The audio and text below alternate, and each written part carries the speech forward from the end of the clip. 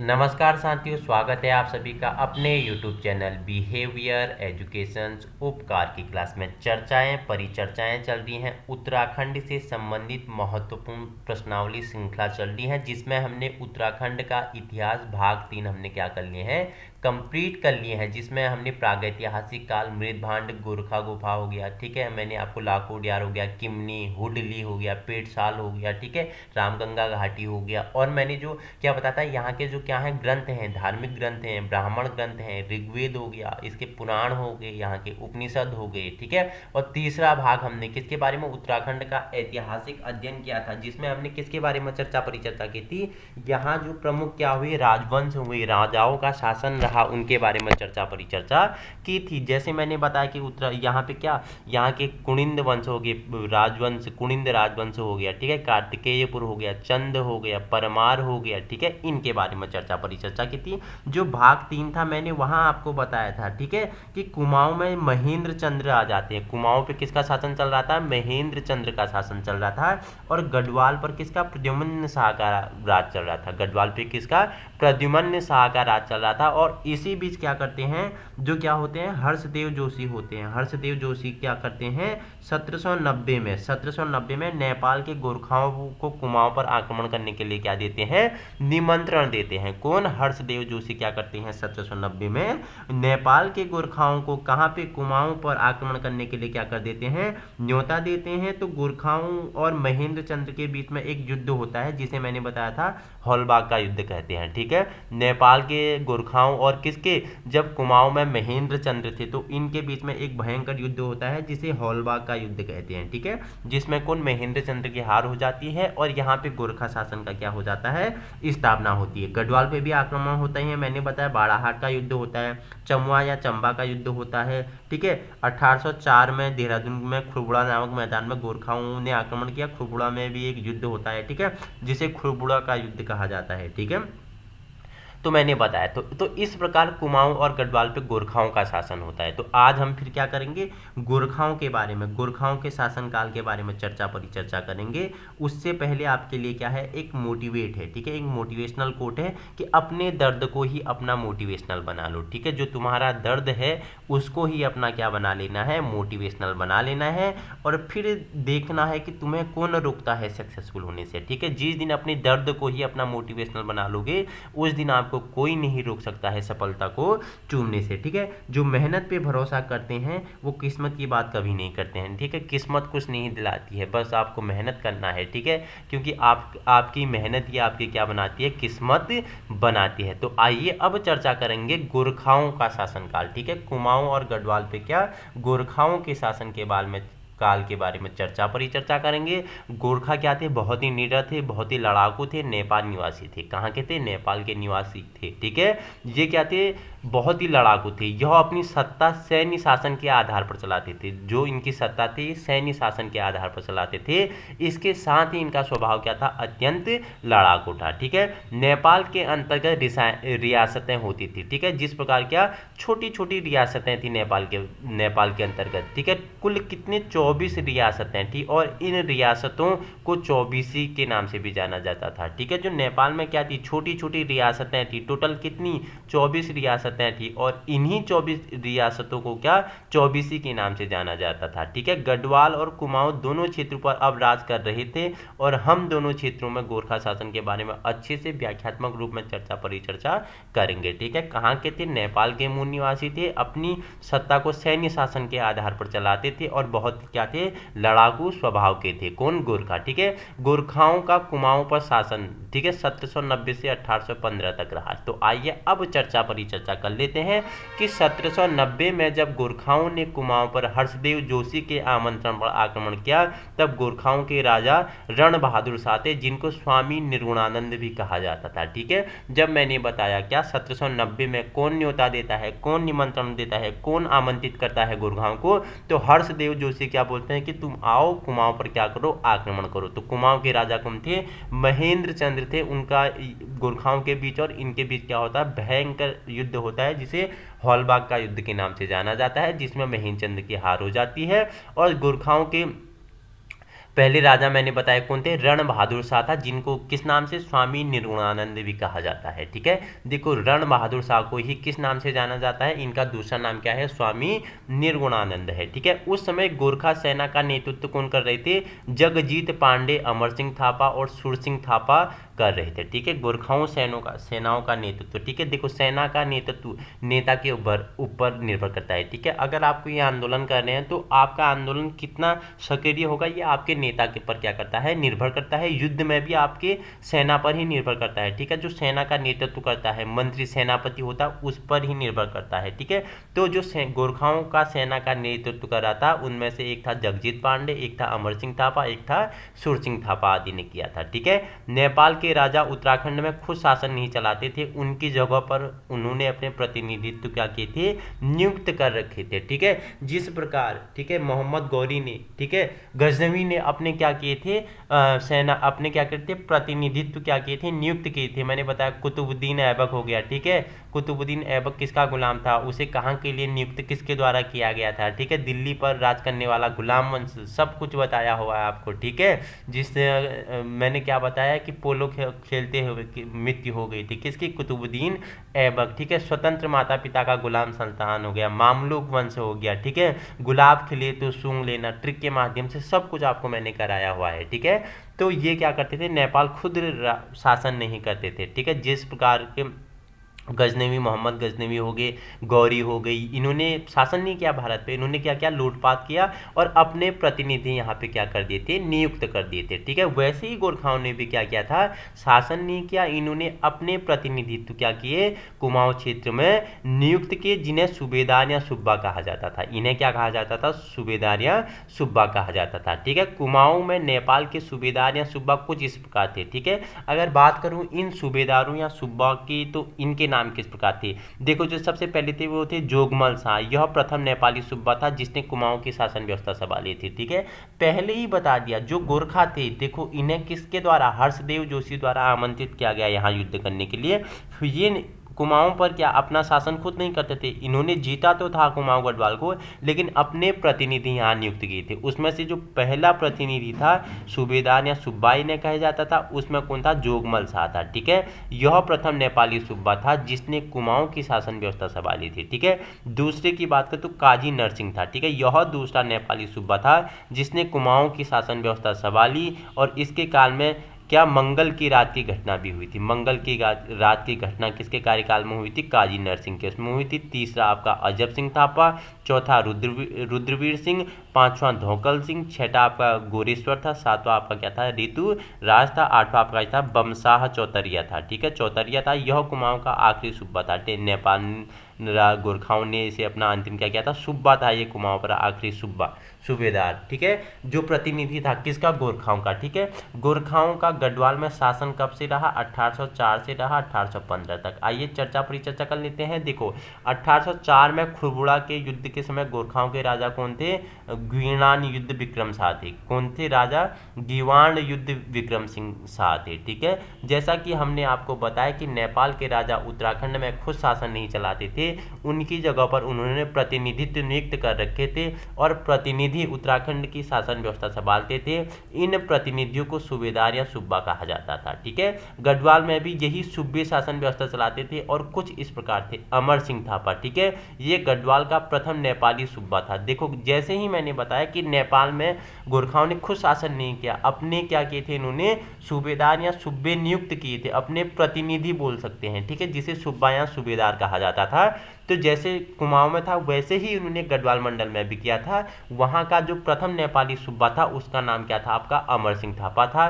इसकी नियुक्ति रण बहादुर शाह के द्वारा की गई थी। अमर सिंह थापा की नियुक्ति किसके द्वारा, रण बहादुर सिंह द्वारा की गई थी। अमर सिंह थापा को काजी नामक उपाधि भी नेपाल सरकार द्वारा दी गई। ठीक है, जो अमर सिंह थापा है, ठीक है, गढ़वाल क्षेत्र का प्रथम सूबेदार या सुब्बा है, इसे क्या काजी नामक उपाधि भी नेपाल सरकार द्वारा दी गई थी। अमर सिंह थापा ने गंगोत्री मंदिर का भी क्या करवाया था, निर्माण करवाया था। ठीक है, गंगोत्री मंदिर किसके द्वारा, अमर सिंह थापा, जो गढ़वाल का प्रथम क्या था, सूबेदार था और काजी का उपाधि भी ये धारण किए हुए था। दूसरा आपके क्या कौन थे? रणजोर सिंह थापा थे। ये गढ़वाल का दूसरा नेपाली सूबा था। इसको दानवीर कर्ण की उपाधि मौलाराम के द्वारा दी गई। ठीक है, मौलाराम के बारे में बताया था कि गढ़वाल के एक प्रसिद्ध चित्रकार हुए थे मौलाराम। ठीक है, तो इन्होंने जो क्या था, रणजोर सिंह थापा था, इसे दानवीर कर्ण की उपाधि धारण दी। इसके द्वारा विचारी जज और अविचारी अधिशासक जैसे पदों का सृजन किया गया। आपसे पूछा जाएगा कि कौन से सूबा या सूबेदार द्वारा विचारी जज या अविचारी अधिशासक द्वारा क्या सृजन किया गया, तो कौन थे आपके? रणजोर सिंह थापा आपका राइट आंसर हो जाएगा। ठीक है, तीसरे आपके आते हैं हस्तिदल चौतरिया। ठीक है, इसने किसानों के लिए लगान दर कम की थी और किसानों के लिए क्या तकावी ऋण दिया था। देखो, किसानों के लगान दर कम करने वाला कौन है? हस्तिदल चौतरिया था। तकावी ऋण भी दिया जाता है। गोरखाओं ने अपने शासनकाल में उत्तराखंड में प्रजा को बहुत ज़्यादा प्रताड़ित किया था और उनकी शासन प्रणाली बहुत जटिल थी और उन्होंने बहुत ज़्यादा अलग अलग प्रकार के कर उत्तराखंड की प्रजा पर लगाए हुए थे, जिसके कारण प्रजा क्या थी? बहुत ही दुखी थी। मैंने पहले ही बता दिया, जो नेपाल के गोरखा थे बहुत ही क्या थे? क्रूर थे, लड़ाकू थे। ठीक है, अपना शासन सत्ता शासन के आधार पर चलाते थे। ठीक है, इन्होंने कुमाऊं शासन में जो उत्तराखंड और गढ़वाल को क्या, जो उत्तराखंड के दो मंडल थे गढ़वाल और कुमाऊं पे, तो उनका शासन अधिपत्य हो गया था, लेकिन इतने अत्याचारी थे, कुमाऊं की जनता को क्या करते थे? प्रताड़ित करते थे, परेशान करते थे और बहुत प्रकार के इन्होंने क्या लगाए थे? कर लगाए हुए थे, जिसके कारण यहाँ की जनता क्या थी? बहुत ही दुखी थी। गोरखाओं ने अपने मुआवजे की पूर्ति के लिए प्रजा के परिवार वालों तक को दास के रूप में बेचना शुरू कर दिया। अब देखो कि गोरखा इतने क्रूर थे, इतना अत्याचारी थे, जो व्यक्ति, जो कुमाऊं का व्यक्ति, जो गढ़वाल का व्यक्ति, जो किसान क्या मुआवजा नहीं दे पाता था, तो उसे गोरखा क्या कर देते थे? दास के रूप में बेच दिया करते थे। ठीक है, किसी को दास के रूप में नहीं खरीदा जाता था तो उन्हें हर पौड़ी हरिद्वार के समय भीमगोड़ा बेचने के लिए भेज दिया जाता था। अब जिसे दास के रूप में नहीं खरीदा गया, जिसे किसी को नहीं खरीदा गया, उसे हर की पौड़ी हरिद्वार के समय भीमगोड़ा था वहां बेचने के लिए भेज दिया जाता है। कहा जाता है कि गोरखाओं ने हरिद्वार में दास बाजार ही बना दिया। गोरखाओं ने हरिद्वार में क्या कर दिया? दासों का ही एक बाजार बना दिया, जहां पे दासों को खरीदी और क्या हो जाती थी? बिक्री होती थी। गोरखा ऐसे क्रूर थे, देखो आप, जिससे कर नहीं हो रहा है तो हरिद्वार में उन्हें दास के रूप में बेचा और लिया जा रहा है। ठीक है, और जो लिया और बेचे नहीं जा रहे हैं उन्हें भीमगोड़ा बेचने के लिए भेज दिया जाता था। ठीक है, गोरखाओं की उत्तराखंड में शासन प्रणाली के बारे में परिचर्चा कर लेते हैं कि गोरखाओं ने उत्तराखंड में शासन प्रणाली किस आधार पर की है। देखो, गोरखा अपनी सत्ता सैन्य शासन के आधार पर चलाते थे, पहले ही बता दिया है, बार बार बता रहा हूं मैं, आपको ध्यान रखना है। ठीक है, इन्होंने अपनी सेना को दो भागों में विभाजित किया था। ठीक है, देखो जो गोरखा थे ये अपनी जो सेना थी इनकी सैन्य शासन के आधार पर चलाते थे और इन्होंने अपनी सैन्य सत्ता को दो भागों में विभाजित किया था। ठीक है, एक भाग स्थायी भाग था जिसे जागचा या जगरिया कहा जाता था। एक भाग क्या था? स्थायी था। ठीक है, जिसे क्या, किस नाम से जाना जाता था? जागचा या जगरिया नाम से जाना जाता था। दूसरा भाग अस्थाई था जिसे क्या, डाकरिया या ढाकचा कहा जाता था। ठीक है, और खुखरी सेना का प्रमुख हथियार, आपको पता है नेपाली में खुखरी इनका क्या था? प्रमुख हथियार था। इन्होंने अपनी शासन प्रणाली में भूमि को उसकी उर्वरता के हिसाब से 5 भागों में बांटा था। ठीक है, गोरखाओं ने क्या था, जो यहाँ की भूमि थी उसकी उर्वरता शक्ति के आधार पर भूमि को 5 भागों में विभाजित किया था। अबल, दम, सोम हो गया और आपका चाहर हो गया और क्या हो गया? सुखवादी हो गया। तो ये 5 प्रकार की भूमि इन्होंने बांटा था। दोबारा आपको के लिए रिवीजन करता हूँ। अबल हो गया, दम हो गया, सोम हो गया और आपका चाहर हो गया, सुखवादी हो गया। ठीक है, निम्न में से चाहर क्या है? तो एक प्रकार का भूमि है। ठीक है, एक प्रकार की भूमि है, उर्वरता के आधार पर इसे बांटा गया था। ठीक है, गोरखा जब भूमि दिया करते थे तब उस भूमि को दस्तूर कहा जाता था। ठीक है, जब गोरखा भूमि दिया करते थे इसे क्या कहा जाता था? दस्तूर कहा जाता था। ठीक है, दस्तूर कहा जाता था। गोरखा सैनिक अपने मुताबिक कर की वसूली क्या करते थे और इस प्रक्रिया को बली या बाली नाम दिया गया। ठीक है, गोरखा सैनिक क्या कर अपने अनुसार ही क्या करते थे? वसूल करते थे, जिस प्रक्रिया को बली या बाली कहा जाता था। ठीक है, गोरखाओं ने उनके काल में अल्मोड़ा में प्रथम अदालत भी स्थापित किया था और मुकदमे का कार्यभार विचार अर्थात जज को दिया गया था। इतिहासकार ट्रेन ने बताया कि गोरखाओं के शासनकाल में अगर कोई अपराध करता था तो उसके हाथ या नाक काट दिया जाता था। अब देखो कितने अत्याचारी थे। इतिहासकार ट्रेल महोदय हैं, वो क्या बोलते हैं कि जब गोरखा शासनकाल चल रहा था, कोई अपराध कर देता था, उसका हाथ काट देते थे, नाक काट देते थे, पैर काट देते थे। ऐसी दंड व्यवस्था इनकी थी। ठीक है, ब्राह्मणों के लिए दंड की व्यवस्था थी, जैसे कि देश निकाला, चुटिया काटना, जनेऊ उतारना आदि जैसी सजाएं निर्धारित की गई थी। ठीक है, अब देखो गोरखाओं ने ब्राह्मणों के लिए दंड की कौन सी व्यवस्था की गई थी, उन्हें देश निकाला कर देते थे ब्राह्मणों को। ठीक है, ब्राह्मणों की देखो उनकी धर्म, आपको पता है कि ब्राह्मणों का धर्म, देखो उनकी चुटिया, धर्म में चुटिया होती है तो चुटिया को काट देते थे। ठीक है, उनका जनेऊ, धर्म में जनेऊ पहनने के संस्कार है। ठीक है, जनेऊ संस्कार होते हैं तो उनके जनेऊ को क्या कर देते थे, उतारने जैसी सजाएं ब्राह्मणों के लिए क्या किया था, इन्होंने निर्धारित किया था। ठीक है, गोरखाओं के शासनकाल में सुनारों को सुनवार, नाई को नौ, दासों को कटवा और शिल्पकारों को कामी कहकर पुकारा जाता था। ठीक है, गोरखाओं के शासनकाल में सुनारे को तो सुनवार कहा जाता था। ठीक है, नाई को तो नौ कहा जाता था और दासों को कटवा। ठीक है, किसके शासनकाल में दासों को कटुआ कहा जाता था, तो कटुआ किसके, तो बाल काटते हैं दासों को क्या, कटुआ कहा जाता था। ठीक है, बाल काटने वाले नाई को नौ कहा जाता था, सुनारों को सुनवार कहा जाता था, शिल्पकारों को कामी कहकर पुकारा जाता था। ठीक है, गोरखाओं की उत्तराखंड में कर प्रणाली क्या थी, आइए जानते हैं। देखो, भूमि से लिया जाने वाला कर अर्थात भू राजस्व गोरखाओं की आय का मुख्य स्रोत था। ठीक है, इनका जो उत्तराखंड में कर किस प्रकार लेते थे, ठीक है, भू राजस्व, गोरखाओं से जो भूमि से राजस्व प्राप्त होते थे, ठीक है, उसका इनका क्या था, आय का मुख्य स्रोत था।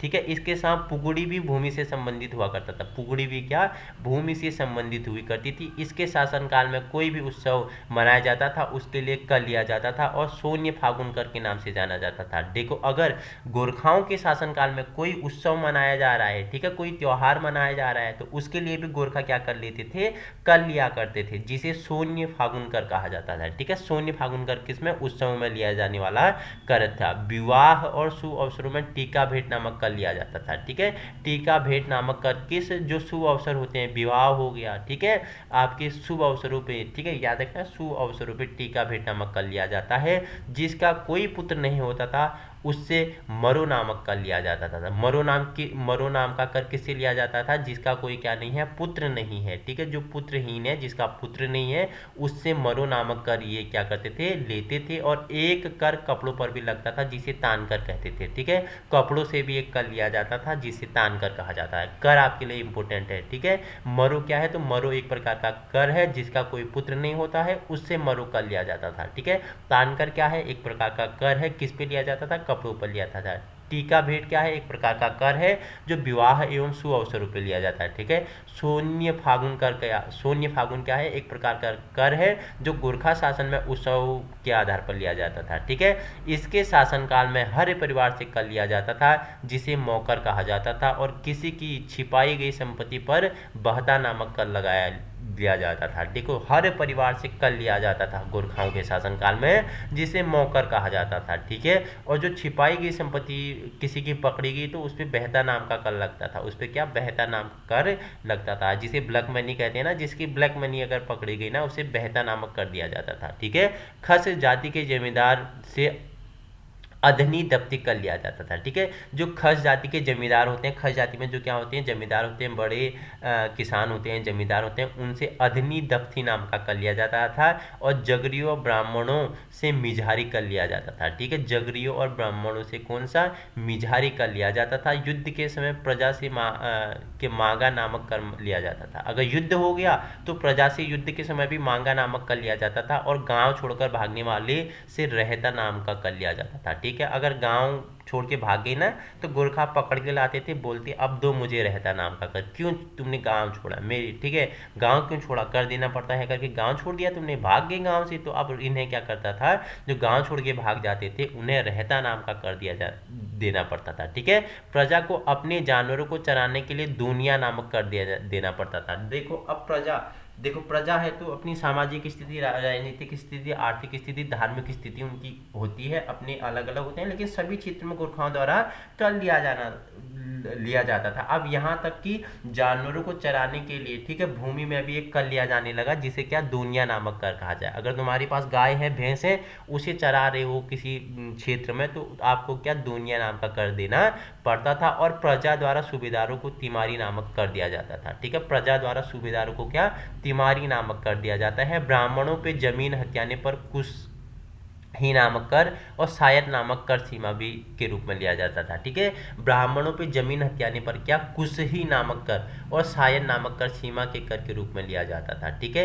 इतनी सारे कर गोरखाओं ने प्रजा पर लगा रखी थी जिसके कारण जनता काफी परेशान थी। देखो हर क्षेत्र में किसी से तुम कर वसूलोगे, जैसे खाने का भी कर दोगे, रहने का भी कर दोगे, चलने का भी कर दोगे, ठीक है, बोलने का भी कर दोगे, ठीक है, अपने जानवरों को चलाने का भी कर देगा, अगर तुम गांव से भाग गए उसका भी कर दोगे, ठीक है, तुमने कोई उत्सव करना है उसका भी कर दोगे, तुम्हारे घर में शादी है, नामकरण है, विवाह है, तो उसका भी तुम कर दोगे। तो ये गोरखाओं की क्या थी, नीति थी, जिससे जनता क्या होगी, बहुत परेशान थी, ठीक है। अब इसके बाद हम पढ़ते हैं क्या टिहरी रियासत की स्थापना होती है कब, 1815 में। गोरखा शासन के बारे में हमने चर्चा परिचर्चा कर ली थी। इनसे जो महत्वपूर्ण है करों के बारे में हमने चर्चा परिचर्चा की है।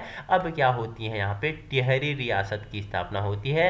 इस समय अंग्रेजों ने भी भारत के बड़े भूभाग पर अपना कब्जा कर लिया था, ठीक है, अंग्रेजों ने भी क्या कर लिया था, अपने सैनिकों के साथ इस क्षेत्र में के बड़े भूभाग पे क्या कर लिया था, अपना कब्जा कर लिया था, ठीक है। जिस प्रकार यहाँ रियासतें खत्म हुई, ठीक है, चंद, पवार, कार्तिकेय हो गया, कुनिंद हो गया, ठीक है, गोरखा हो गए, इनका शासनकाल रहा। अब क्या आ गई, अब टिहरी रियासत की स्थापना होती है। तो टिहरी रियासत की स्थापना 1815 में होती है। तो उसी समय क्या होता है, उस समय क्या होता है कि अंग्रेजों ने भी एक बड़े क्षेत्र, एक बड़े भूभाग पर भारत में क्या कर लिया था, कब्जा कर लिया था। गोरखाओं ने अब अपने क्षेत्रों को और ज्यादा बढ़ाने के बारे में सोचा और वे बार बार अंग्रेजों के क्षेत्र में हस्तक्षेप करने लग गए थे, जिसके कारण गोरखाओं और अंग्रेजों के बीच युद्ध होने लग गया। अब देखो दो राजा हैं तो युद्ध तो होगा ही, ठीक है, सब अपने अपने शासन, अपने अपने क्षेत्र, अपने अपने राज्य को बढ़ाने के लिए क्या करते हैं, प्रयत्न करते हैं। तो उसी प्रकार अब गोरखाओं में और लालच उपजने लगा, ठीक है,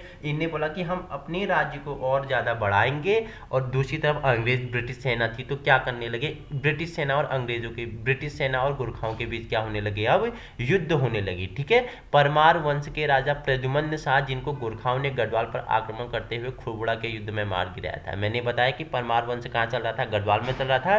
चंद वंश कहाँ चल रहा था, कुमाऊं में चल रहा था। परमार वंश का अंतिम मैंने बताया कि गढ़वाल में प्रद्युम्न शाह राज कर रहा था, जिसे गोरखा क्या कर लेते हैं, मार देते हैं खुड़बुड़ा के युद्ध में, ठीक है। और उनके पुत्र सुदर्शन शाह उसके बाद अंग्रेजों के क्षेत्र में चले गए थे। अब देखो गोरखाओं ने किसे मार डाला, जो परमार वंश चल रहा था गढ़वाल में, उसके राजा कौन थे, प्रद्युम्न शाह थे, उन्हें मार गिराया। तो इसका पुत्र कौन होता है, सुदर्शन शाह होता है, जो अंग्रेजों के क्षेत्रों में चले गए थे, अंग्रेजों के साथ चले गए थे कि उनसे अब मैं मदद लूंगा, ठीक है। तो गोरखाओं और अंग्रेजों के बीच युद्ध को देखते हुए सुदर्शन शाह ने भी वापस गढ़वाल सत्ता स्थापित करने और अपने पिता प्रद्युम्न शाह की मृत्यु का बदला लेने के लिए वह भी अंग्रेजों के साथ मिल गया और साथ ही साथ अंग्रेजों से उनके राज्य को वापस जीतने की मदद भी मांगी। अब देखो देखो गोरखाओं ने किसके पिता को मार डाला, तो मैंने बताया कि जो प्रद्युम्न शाह को मार डाला, किसका पिता था, तो सुदर्शन शाह का पिता था, ठीक है। तो ये किससे मिल गया बैठा, अब इसके पास एक अच्छा मौका मिल गया, इसने बोला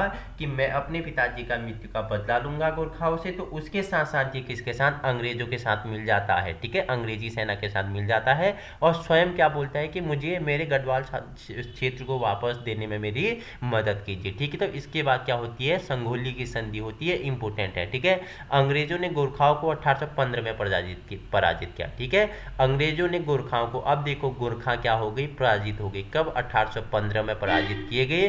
परिणाम स्वरूप चंपारण बिहार में 2 दिसंबर 1815 को गोरखाओं और अंग्रेजों के बीच एक संधि होती है, जिसे क्या, संगोली की संधि कहते हैं, जिसे क्या बोलते हैं, संगोली की संधि कहते हैं। कहाँ, चंपारण बिहार में 2 दिसंबर 1815 को गोरखाओं और अंग्रेजों के बीच संगोली की संधि होती है। यह संधि राजगुरु गजराज मिश्रा व उनके सहायक चंद्रशेखर उपाध्याय नेपाल की तरफ से और ब्रिटिश अंग्रेजों की तरफ से के बीच होती होती है। नेपाल सरकार इस संधि को पूर्णतः स्वीकार नहीं करते हैं, इसलिए 28 फरवरी 1816 को ऑक्टरलोनी ने अंग्रेजों की तरफ से नेपाल के काठमांडू के निकट क्या मुख्यानपुर पर भयंकर आक्रमण कर दिया और इसमें 800 से करीब गोरखा सैनिक मारे गए। अंग्रेजों ने इस भयंकर आक्रमण के बाद नेपाल सरकार की इस संधि को पूर्णतः स्वीकार कर लेती है और 4 मार्च 1816 को इस संधि को नेपाल सरकार द्वारा पूर्णतः स्वीकार कर लिया जाता है और इन पे लागू कर लिया जाता है। ठीक है, पूर्णतः संगोली की संधि कब स्वीकार कर ली जाती है नेपाल गोरखाओं द्वारा? तो 4 मार्च 1816 को कर ली जाती है, जब ऑक्टरलोनी क्या करते हैं, काठमांडू के निकट हमला कर देते हैं, मुख्यानपुर में भयंकर आक्रमण करते हैं, 800 करीब गोरखा मारे जाते हैं, गोरखा सैनिक मारे जाते हैं। इस भयंकर लड़ाई को देखते हुए क्या करती है नेपाल के गोरखा, क्या करते हैं, संगोली की संधि को 4 मार्च 1816 को पूरी तरह क्या कर लेते हैं, स्वीकार कर लेते हैं। तो अब तो तुमने जाना संगोली संधि क्यों हुई, किसके लिए हुई, ठीक है, कब इनके द्वारा ये स्वीकार किया गया। ठीक है, तो इस संधि के मुख्य बिंदु क्या थे, संधि हुई तो इसमें क्या मुख्य बिंदु थे, प्रावधान थे, उनके बारे में जानते हैं। ठीक है, आइए देखते जाते हैं। नेपाल के दक्षिणी तराई क्षेत्रों को गोरखाओं को अपने अधिकार क्षेत्र से हटाना होगा। ठीक है, जो नेपाल का दक्षिणी तराई क्षेत्र है, गोरखाओं को अपने अधिकार से उस क्षेत्र को क्या होगा, हटाना होगा। ठीक है, काठमांडू नेपाल के एक ब्रिटिश अधिकारी नियुक्त होगा जिसका खर्च नेपाल सरकार उठाएगी। अब देखो काठमांडू को तो नेपाल के गोरखा तो हार गए हैं। ठीक है, उन एक संगोली की संधि हो जाती है, मैंने कब बताया, कब होती है, 4 मार्च 1816 को, 4 मार्च 1816 को संगोली संधि होती है। अब उसमें कुछ शर्तें रखी जाती हैं। ठीक है, क्या बोलते हैं, ब्रिटिश सरकार क्या बोलती है कि जो नेपाल का दक्षिणी तराई क्षेत्र है उसमें गोरखाओं का अधिकार पूरी तरह क्या होगा, तुम्हें हटाना होगा। ठीक है, और काठमांडू में हमारा एक आदमी होगा, ब्रिटिश अधिकारी नियुक्त होगा जिसका खर्च तुम उठाओगे। ठीक है, उसे खाना पीना रहना गाना भी जाना सब उसका फ्री, तुम क्या करोगे, तुम्हें उसका क्या करना पड़ेगा, खर्च का निर्वहन करना पड़ेगा। ब्रिटिश सेना के अंतर्गत गोरखाओं को भर्ती होना होगा। जो ब्रिटिश सेना है उसमें भी गोरखा सेना आएगी। ठीक है, अब देखो तराई क्षेत्र दक्षिणी भाग को तुम अपना अधिकार हटाना होगा। ठीक है, हम अपने एक व्यक्ति को नेपाल में रखेंगे, उसका सारा खर्च तुम उठाओगे और जो तुम्हारे गोरखा हैं वो हमारे सैनिक में क्या होंगे, भर्ती होंगे, लड़ाई में हमारे क्या देंगे, साथ देंगे। ठीक है, पूर्ण गढ़वाल और कुमाऊं क्षेत्र में गोरखाओं को अपना अधिकार हटा के यहाँ से जाना होगा। अब इनने चौथी क्या शर्त रख दी, जो पूर्ण गढ़वाल और कुमाऊं का क्षेत्र है यहाँ से तुम्हें क्या होगा, जाना होगा नेपाल। ठीक है, यहाँ तुम्हारा अधिकार नहीं रहेगा। नेपाल और उत्तराखंड के बीच काली नदी को की सीमा रेखा माना गया। ठीक है, नेपाल और उत्तराखंड के बीच काली नदी है, इसे सीमा माना गया। ठीक है, ये नेपाल तुम्हारा है, तुम यहाँ से इधर नहीं आओगे। ठीक है, उत्तराखंड के गढ़वाल और नेपाल में तुम कदम नहीं रखोगे। बाएं तरफ गढ़वाल और कुमाऊं नदी के दाएं तरफ नेपाल निर्धारित किया गया। ठीक है, देखो पहले ये नेपाल है। ठीक है, ये नेपाल है, ये आपका उत्तराखंड है जिसमें गढ़वाल कुमाऊं पड़ता है। ठीक है, जहाँ तक नेपाल जो गोरखाओं का राज्य हो गया था ये पूरे क्षेत्र में हो गया था। संगौली संधि के बाद ब्रिटिश सरकार क्या बोलती है कि जो ये काली नदी की जो रेखा है तुम इधर को नहीं आओगे। ठीक है, इधर का आओगे तो हम फिर तुम्हें क्या करेंगे, युद्ध में हराएंगे, तुम्हें मौत के मृत्यु के घाट उतार देंगे। तो इसके भीतर ही तुम्हें रहना होगा और इसके भीतर भी रह के तुम्हें क्या करना होगा, हमारा एक अधिकारी होगा यहाँ पे। ठीक है, हमारा अधिकारी नियुक्त होगा जो तुम उसके देख रेख में कार्य करोगा और उसका पूरा खर्च का निर्वहन तुम्हारे द्वारा की जाएगी। और इस दक्षिणी क्षेत्र पे तुम्हें क्या करना है, इस दक्षिणी क्षेत्र में तुम्हें क्या करना पड़ेगा, पूर्णतः अधिकार अपना समाप्त करना होगा। ठीक है, अंग्रेजों ने गढ़वाल और कुमाऊं को गोरखाओं से हटा दिया था, जिसमें सुदर्शन शाह ने भी वापस गढ़वाल पर सत्ता स्थापित करने और अपने पिता प्रद्युम्न शाह की मृत्यु का बदला लेने के लिए अंग्रेजों का साथ दिया था। ठीक है, जैसा कि सुदर्शन शाह ने अंग्रेजों से अपना राज्य वापस जीतने की मदद मांगी थी, तब अंग्रेजों ने सुदर्शन शाह को उनका राज्य वापस देने के लिए 7 लाख रुपए की मांग की थी। अंग्रेजों का यह कहना था कि उनके भी कई सैनिक इस युद्ध में मारे गए हैं और उनको काफी हानि पहुंची है। देखो अब जैसे ही गोरखाओं को इस क्षेत्र से भगाते हैं ब्रिटिश सरकार। ठीक है, तो पहले ही मैंने बताया था प्रद्युम्न शाह का पुत्र कौन, मैंने बताया था आपको, प्रद्युम्न शाह का पुत्र कौन बताया था, सुदर्शन शाह। ठीक है, सुदर्शन शाह अंग्रेजों के साथ मिलता है तो उसने क्या बोला था कि गोरखाओं को यहाँ से भगाना था, मैं भी आपकी मदद करूंगा, तुम मेरी मदद करो और मुझे मेरा गढ़वाल राज्य वापस दो। उसके अनुसार क्या बोलता है सुदर्शन शाह, बोलता है कि मुझे मेरे गढ़वाल पे अंग्रेजों से बोलता है कि दोबारा बैठा दीजिए, मेरा राज सिंहासन दोबारा कीजिए। तो अंग्रेजी सरकार क्या बोलती है कि सुदर्शन शाह से तुम्हें हमें 7 लाख रुपए की देना पड़ेगा, क्योंकि हमारे सैनिक भी बहुत सारे इसमें मारे गए हैं, उनकी भरपाई के लिए 7 लाख रुपए देने पड़ेंगे। सुदर्शन शाह यह राशि अंग्रेजों को नहीं दे पाते हैं, जिसका अंग्रेज सुदर्शन शाह को कुछ ही भाग राज करने के लिए देते हैं, जिसमें टिहरी का क्षेत्र, थोड़ा उत्तरकाशी का क्षेत्र और थोड़ा देहरादून का क्षेत्र था। ठीक है, और पूरा गढ़वाल नहीं दिया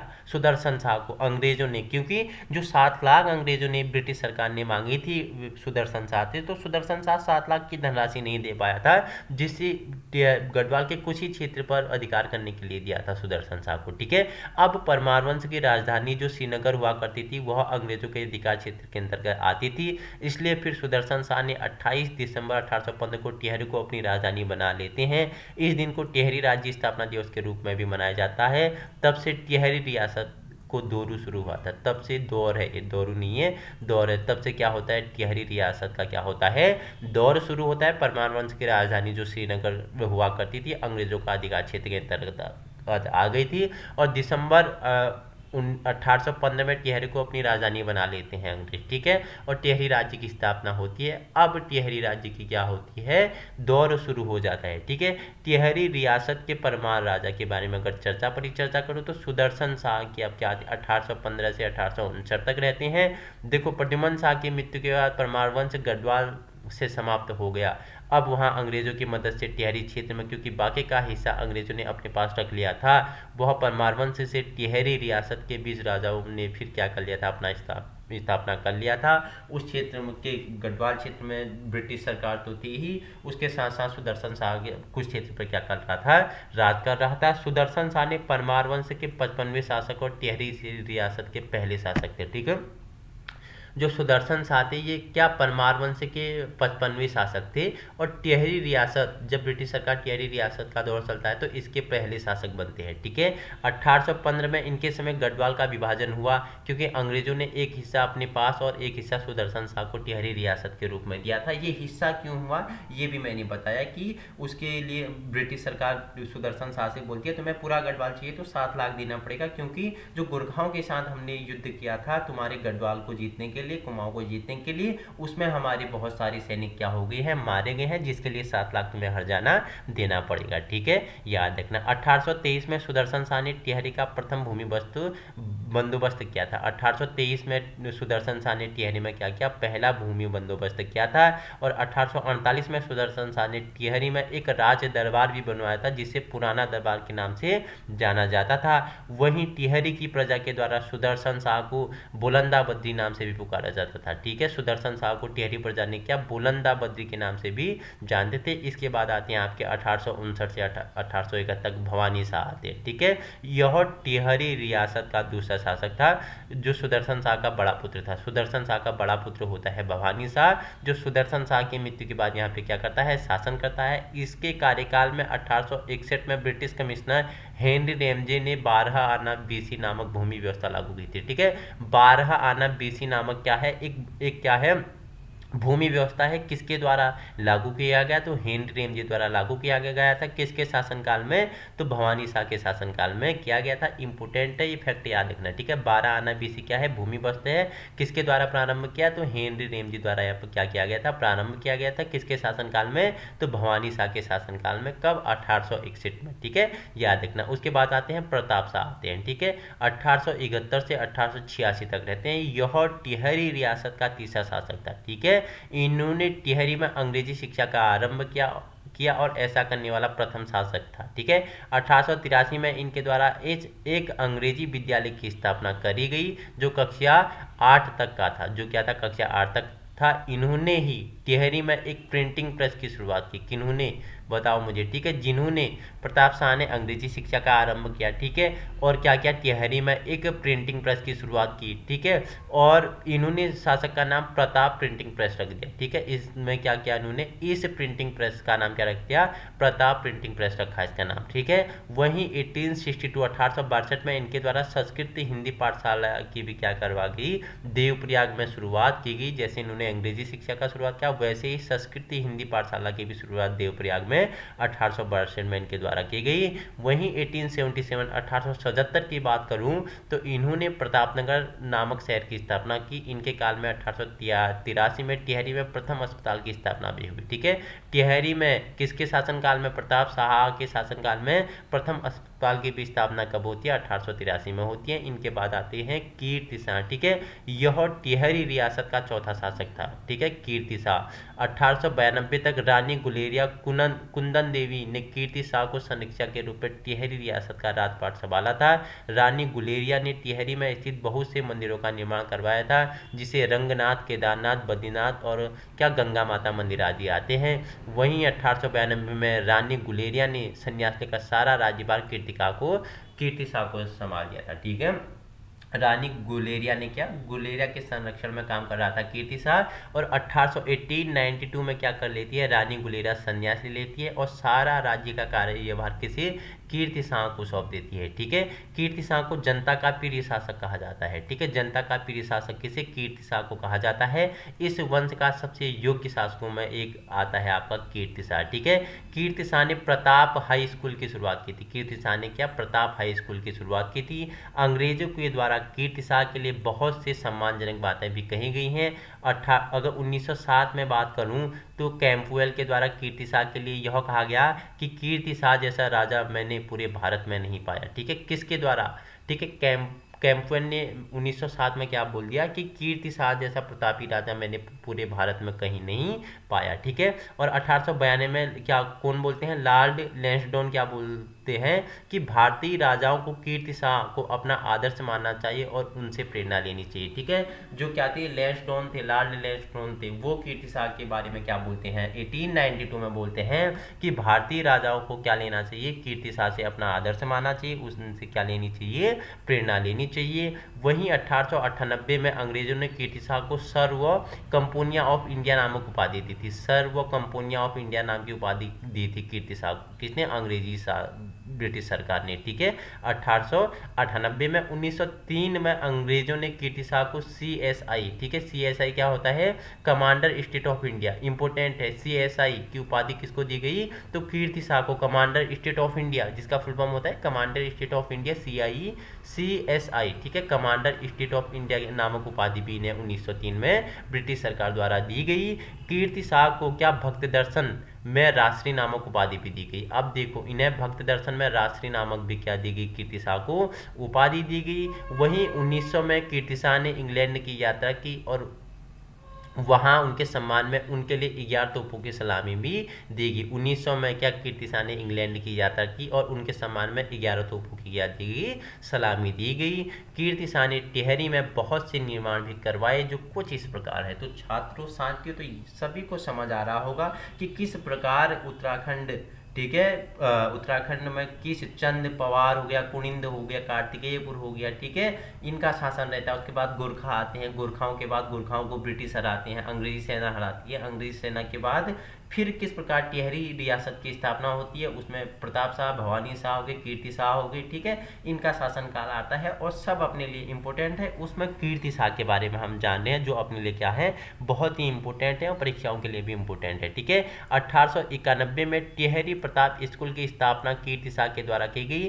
कैंपल बोर्डिंग हाउस ऑफ, ठीक है, हिबेट संस्कृत पाठशाला की स्थापना 1960 और 1909 में क्रमशः इनके द्वारा की गई। नगर पालिका की स्थापना टिहरी में भी इनके द्वारा की गई थी, किसके द्वारा, कीर्ति शाह द्वारा। ठीक है, बैंक ऑफ गढ़वाल की स्थापना भी कीर्ति शाह ने की, जिसे CSI की उपाधि ब्रिटिश सरकार ने दी गई थी। CSI की उपाधि भी इन्हें दी गई थी, उसके साथ भक्त दर्शन की भी इन्हें उपाधि दी गई थी। ठीक है, 1897 में टिहरी में नए राजभवन का निर्माण इनके द्वारा करवाया गया।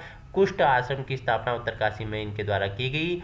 कीर्ति नगर नामक शहर की स्थापना भी की गई। यह स्थापना कब, 1894 में कीर्ति शाह द्वारा किया जाता है। वहीं 1898 की बात करूं तो एक घंटाघर की स्थापना महारानी विक्टोरिया के जन्मदिन के उपलक्ष्य में भी इनके द्वारा किया जाता है। टिहरी की प्रजा को प्रथम बिजली की सुविधा इनके काल में ही प्राप्त हुई। अब देखो क्यों ये प्रसिद्ध राजा हुए, देखो इनने अपने राज्यकाल में बहुत सारे ऐसी चीज़ों का क्या क्या निर्माण किया जो जनता के लिए कहीं ना कहीं क्या हो रहा था, लाभप्रद हो रहा था। ठीक है, 1902 में इन्होंने सर्वधर्म सम्मेलन का आयोजन टिहरी में करवाया था। ठीक है, सभी धर्म क्या है, समान है, तो उसके लिए सभी धर्मों को समानता देने के लिए 1902 में इन्होंने क्या करवाया, टिहरी में एक सर्वधर्म सम्मेलन का भी क्या करवाया, आयोजन करवाया था। ठीक है, टिहरी रियासत में गढ़वाल दरबार गैजेट कीर्ति शाह के द्वारा प्रकाशित किया गया था। ठीक है, गढ़वाल दरबार गैजेट किसके द्वारा, कीर्ति शाह द्वारा प्रकाशित किया गया था।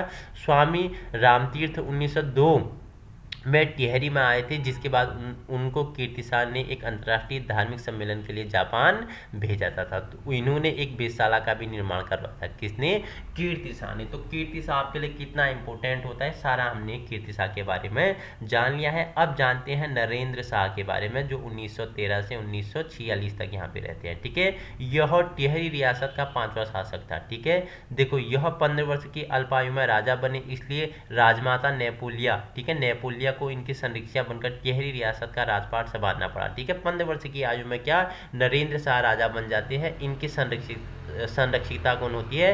राजमाता नेपोलिया होती है। ठीक है, 1919 में नरेंद्र शाह ने टिहरी में पंचायतों की स्थापना की 1919 में। ठीक है, 1919 में। ठीक है, 1919 क्या होता है, मैंने पहले वाली वीडियो में बताया था। जलियांवाला बाग हत्याकांड कब होता है? 1919 होता है क्या? बताना मुझे कमेंट में। ठीक है, कमेंट में बताएंगे 1919 क्यों आपके लिए इंपॉर्टेंट है। ठीक है, बहुत इंपॉर्टेंट है 1919 की डेट आपके लिए, बहुत बार मैंने बताया हुआ, कमेंट में बताएंगे क्यों इंपॉर्टेंट है। ठीक है, 1919 से जितने फैक्ट है नंबर वाइज नंबर मुझे कमेंट में आप आंसर देंगे। ठीक है, 1920 में नरेंद्र शाह ने छात्रवृत्ति निधि का भी क्या किया था? कृषि बैंक की स्थापना की थी। ठीक है, इन्होंने अपने कुलदेवी राजेश्वरी मंदिर का पुनर्निर्माण करवाया था और 1921 में देवलगढ़ की यात्रा की थी। 1921 13 जनवरी। ठीक है, बागेश्वर सरयू नदी तट क्यों इंपॉर्टेंट है बताना, पहले बताया हुआ है। ठीक है, क्यों इंपॉर्टेंट है आपके लिए, अलग से वीडियो डाली हुई है। ठीक है, कनेक्ट करते हुए। ठीक है, कुली बेकार, कुली उतार, कुली चढ़ाव, कुली बर्दाश्त। ठीक है, तो ये इंपॉर्टेंट आपके मैंने सब कुछ बताया हुआ है, अब बताने की मुझे ज़रूरत ही नहीं है। तो आपको खाली याद दिला रहा हूँ कि ये चीज़ें कनेक्ट कर रहा हूँ, कि रिविजन कर रहा हूँ। रिविजन की आपके लिए क्या है, जो रिविजन करे वही सफलता है आपके लिए। ठीक है, इसके काल में टिहरी में पहली बार जनगणना की प्रक्रिया हुई थी। ठीक है, 1881 पहली बार जनगणना भारत में। ठीक है, 1881। ठीक है, 1871 1871 में पहली बार। ठीक है, और प्रत्येक 10 वर्ष के अंतराल में, कब? 1881 में। ठीक है, 1871 में जब पहली बार भारत में जनगणना हुई तो कौन उस समय गवर्नर था? ठीक है, रिपन था या बेंटिंग था? ठीक है, और 1881 में कौन था? सब कुछ बताया हुआ है। ठीक है, मुझे दोबारा बताने की जरूरत नहीं, ये पता ही आपके मस्तिष्क में सवाल उठने चाहिए। 1871 बेंटिक या रिपन। ठीक है, 1881 क्यों इंपॉर्टेंट है? ठीक है, ये सारे आपके मस्तिष्क में क्या आने चाहिए, दोबारा घूमने चाहिए ये सवाल। ठीक है, नरेंद्र शाह के द्वारा सार्वजनिक पुस्तकालय की शुरुआत करी गई और इसके राज्यकाल में क्या हुआ, प्रतिनिधि सभा की भी स्थापना की गई थी। ठीक है, 1923 में एक आधुनिक चिकित्सालय की भी स्थापना नरेंद्र शाह के द्वारा की गई थी। जो नरेंद्र नगर इन्होंने बसाया था, वहाँ एक राजभवन का निर्माण इन्होंने करवाया था और इसके साथ ही इस शहर को 1925 में अपनी ग्रीष्मकालीन राजधानी बनाने का भी फैसला लिया और इसी शहर में इन्होंने टिहरी उच्च न्यायालय की स्थापना करी थी। प्रताप इंटर कॉलेज और कन्या पाठशाला की स्थापना 1940 और 1942 में। 1940 में क्या करते हैं, प्रताप इंटर कॉलेज, और 1942 में क्यों इंपॉर्टेंट है 1942 बताया है। ठीक है, तो कन्या पाठशाला की स्थापना ये करते हैं। ठीक है, इन्होंने डोरी पैमाइश नामक प्रथा भी चलाई थी। डोरी पैमाइश नामक प्रथा किसके द्वारा चलाई गई थी बताओ मुझे। ठीक है, नरेंद्र शाह द्वारा। ठीक है, इस प्रथा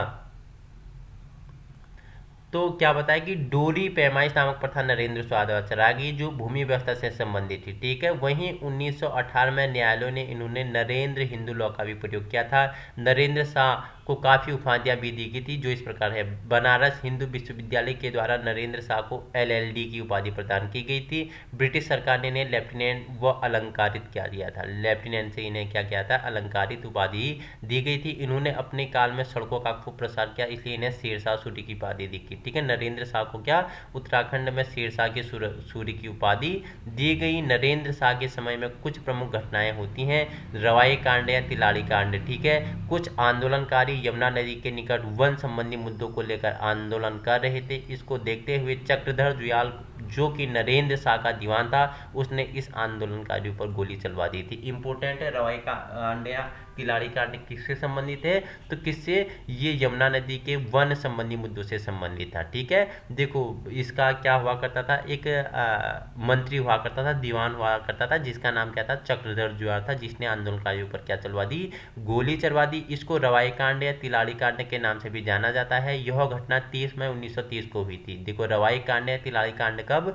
30 मई 1930 को हुई थी। इस घटना का जलियांवाला बाग और चक्रधर जुआल को जनरल डायर भी कहा जाता है। ठीक है, जैसे ही मैंने बताया जलियांवाला बाग हत्याकांड 13 अप्रैल 1919 को अमृतसर पंजाब में होता है, उसी प्रकार उत्तराखंड का जलियाकांड की संज्ञा किसे दी जाती है, रवाए कांड या तिलाड़ी कांड को दी जाती है। जहां वहां जनरल डायर था तो यहाँ क्या था, चक्रधर जुयाल था। ठीक है, श्रीदेव सुमन पहले ही बता दिया था, उत्तराखंड के आंदोलनकारी श्रीदेव सुमन की मृत्यु नरेंद्र शाह के काल में 25 जुलाई 1944 को हुई थी।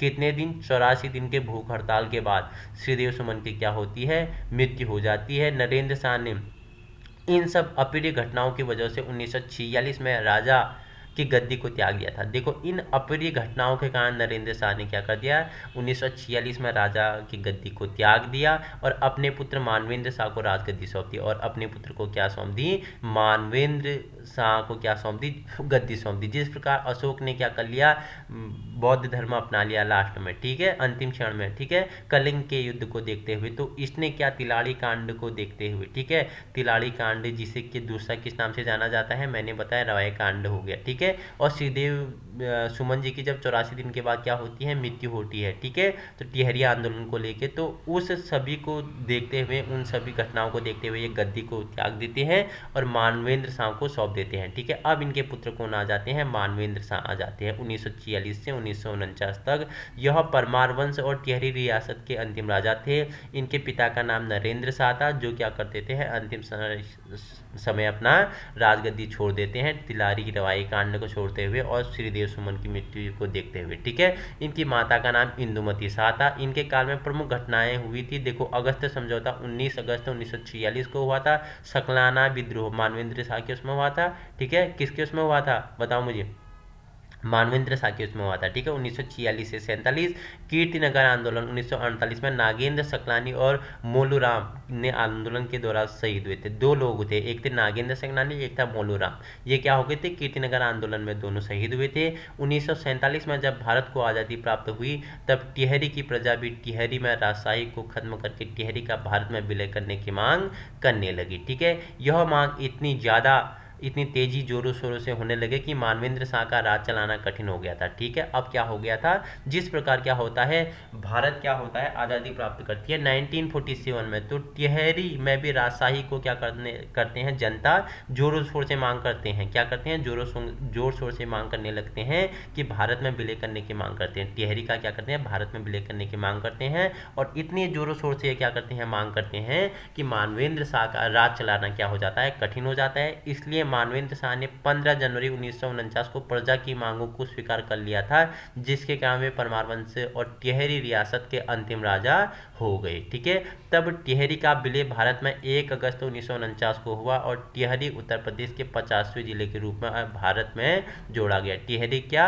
मैंने बताया कि टिहरी क्या उत्तर प्रदेश के 50वें जिले के रूप में भारत में जोड़ा गया। मानवेंद्र शाह ने राजनीति की ओर कदम बढ़ाया और 1959 से लेकर 2004 टिहरी में 8 बार सांसद के रूप में निर्वाचित हुए। ठीक है, याद रखना, परमार वंश और टिहरी रियासत के इस अंतिम राजा को 5 जनवरी 2007 को इसकी मृत्यु हो गई। ठीक है, इसकी कब मृत्यु हो जाती है, 5 जनवरी 2007 को इसकी मृत्यु हो जाती है। तो हमने टिहरी रियासत के बारे में जाना और टिहरी रियासत पूरा जाना कि किस प्रकार टिहरी रियासत का उदय होता है। ठीक है, उसी प्रकार जो उत्तराखंड का इतिहास है, संपूर्ण अध्ययन हमने किया है। ठीक है, प्रागैतिहासिक काल, आदि ऐतिहासिक काल, ऐतिहासिक काल, चंद, कुनिंद, कार्तिकेय, परमार हो गया।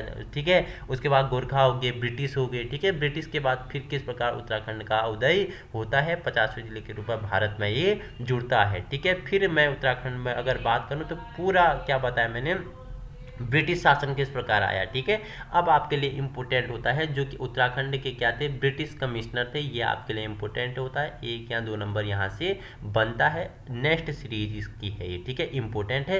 अगर पहले यहाँ के ब्रिटिश कमिश्नर की बात करूँ तो ई गार्डनर थे। ठीक है, 1815 से 1816 तक रहे ये। ठीक है, यह कुमाऊं के पहले ब्रिटिश कमिश्नर को कौन थे, ई गार्डनर क्या थे, कुमाऊं के पहले ब्रिटिश कमिश्नर थे। इन्होंने अंग्रेजों का पहला भूमि बंदोबस्त लागू किया था। इन्होंने तो ई गार्डनर ने है। ई गार्डनर 1815 में क्या थे, कुमाऊं के पहले ब्रिटिश कमिश्नर थे और इन्होंने अंग्रेजों का पहला भूमि बंदोबस्त लागू किया था, भूमि बंदोबस्त क्या किया था, लागू किया था। इसके साथ साथ अल्मोड़ा से श्रीनगर तक डाक व्यवस्था भी लागू की गई थी, ठीक है। ई गार्डनर के समय क्या अल्मोड़ा से श्रीनगर तक क्या डाक व्यवस्था भी लागू की। इसके बाद क्या आते हैं, GW ट्रेल आते हैं, 1816 से 1835 तक रहते हैं। इनको कुमाऊं का पहला वास्तविक कमिश्नर माना जाता है, ठीक है। पहला कौन थे, ई गार्डनर थे। अगर वास्तविक बात करूं तो GW ट्रेल को क्या कुमाऊं का पहला या क्या माना जाता है, वास्तविक कमिश्नर माना जाता है। नंबर में ये दूसरे थे, क्योंकि इनके समय काल में कई व्यवस्थाएं कार्य किए गए, कई व्यवस्थाओं का क्या हुआ, संचालन हुआ। 1816 में पूरे उत्तराखंड में डाक सेवा लागू हो गई, ठीक है। किसके उसमें, तो GW ट्रेल के उसमें वास्तविक कमिश्नर माना जाता है, ठीक है। 1816 में अल्मोड़ा जेल की शुरुआत की स्थापना हुई, ठीक है। 1817 में दून सहारनपुर शामिल में हो गया, दून क्या हो गया, सहारनपुर में शामिल हो गया 1817 में, ठीक है। 1819 में पटवारी पद का सृजन हुआ। 1819 में क्या हुआ, पटवारी कानूनगो, ठीक है, कि पद का क्या होता है, सृजन होता है। 1821 में पौड़ी जेल की शुरुआत की स्थापना होती है, 1821 में पौड़ी जेल की स्थापना होती है, ठीक है। 1822 में कुमाऊं क्षेत्र में आबकारी विभाग की शुरुआत होती है, ठीक है। आबकारी विभाग जिसका आप एग्जाम देने जाने वाले हो, ये जिसका आजकल आपका फिजिकल चल रहा है, उसको 1822 में किसके उसमें, तो किसके उसमें, ट्रेल के उसमें इस पद का क्या किया गया, इस विभाग की शुरुआत की गई थी। कब, 1822 में, इंपोर्टेंट है, ठीक है। 1823 में कुमाऊं क्षेत्र का 26 परगनों में विभाजन हुआ, ठीक है। 1823 में कुमाऊं क्षेत्र का क्या 26 परगनों में विभाजन हुआ। 80 साला भूमि बंदोबस्त इनके द्वारा लागू की गई है और कुमाऊं सीमा की पहली बार निर्धारण किया गया। कुमाऊं सीमा का क्या किया गया, पहली बार निर्धारण किया गया। किसके उसमें, जो दूसरे क्या थे आपके कमिश्नर थे, गार्डनर, ठीक है। गार्डनर नहीं, पहले आपके क्या थे, गार्डनर थे। दूसरे आपके क्या थे, ट्रेल थे, जिन्हें वास्तविक कमिश्नर माना जाता है, ठीक है। इनके शासनकाल में जितने भी महत्वपूर्ण क्या हुए, जितने भी महत्वपूर्ण कार्य हुए उनके बारे में हमने परिचर्चा कर ली थी। अब इनके बाद आते हैं कर्नल गोयन आते हैं, ठीक है। 1836 से 1838 तक रहते हैं। इन्होंने सामाजिक कुप्रथाओं जैसे महिला विक्रय, बाल विक्रय, दास प्रथा जैसी चल रही प्रथाओं पर प्रतिबंध लगाया और इसको अपराध बताया, ठीक है। देखो कर्नल गोयन ने क्या बोला, जो समाज में क्या महिलाओं का क्रय विक्रय चलता था, बाल विक्रय, बच्चों को बेचा जाता था कार्य के लिए, ठीक है, कार्य करने के लिए इधर उधर कारखानों में, ठीक है। दास प्रथा थी, तो इसको इन्होंने क्या कर दिया, इस पे क्या कर दिया, इन्होंने प्रतिबंध लगा दिया और इसे क्या बताया, अपराध बताया, ठीक है। फिर क्या आते हैं, लसीगठन आते हैं, लसीगठन आते हैं। ये क्या होते हैं, देखो 1839 में कुमाऊं कमिश्नर का गठन मुख्यालय कहाँ, अल्मोड़ा बनाया गया। उसके बाद JN बेटन आते हैं, ठीक है। 1839 से 1856। 1854 में कुमाऊं कमिश्नर का मुख्यालय नैनीताल बनाया गया। 1854 में जो कुमाऊं कमिश्नर का मुख्यालय कहाँ बनाया गया था, तो ये आपका नैनीताल बनाया गया। इनके साथ समय ही कुमाऊं कमिश्नरी का क्या बोला जाता है, स्वर्ण युग कहा जाता है, ठीक है। इनके समय को ही कुमाऊं कमिश्नरी का क्या कहा जाता है, स्वर्ण युग कहा जाता है। इसके बाद आपके क्या आते हैं, हेनरी रेमजे आते हैं 1856 से 1884 तक, ठीक है। 1856 लेके 1884 तक, ठीक है। यह स्कॉटलैंड के रहने वाले थे। कहाँ के रहने वाले थे हेनरी रेमजे, स्कॉटलैंड के रहने वाले थे। इसके साथ डलहौजी के चचेरे भाई भी थे। इनके साथ क्या, डलहौजी के चचेरे भाई भी थी, ठीक है। मैंने बताया था कि क्या बताओ, डलहौजी क्यों इम्पोर्टेंट है, ठीक है। डलहौजी क्यों इम्पोर्टेंट है, डलहौजी की नीतियाँ, डलहौजी चाचा की सारी नीतियाँ मैंने इतिहास वाली उसमें कवर करवाई थी आपको, ठीक है, कि डलहौजी आपके लिए क्यों इम्पोर्टेंट होता है। डलहौजी ने किन किन चीज़ों का, डाक तार हो गया, ठीक है, किन किन रेल हो गया, इन सभी की शुरुआत, बहुत सारी चीज़ें मैंने आपको की। यहाँ अगर बताऊँ तो बहुत लंबी वीडियो हो जाएगी, ठीक है। तो डलहौजी मैंने आपको इतिहास वाले में बताया हुआ है कि डलहौजी क्यों इम्पोर्टेंट है, ठीक है। 1857 की क्रांति के समय ब्रिटिश कुमाऊं कमिश्नर भी ये रहे, कौन रहे, हेनरी रेमजे रहे। 1857 की क्रांति मैंने आपको बताई हुई है, ठीक है।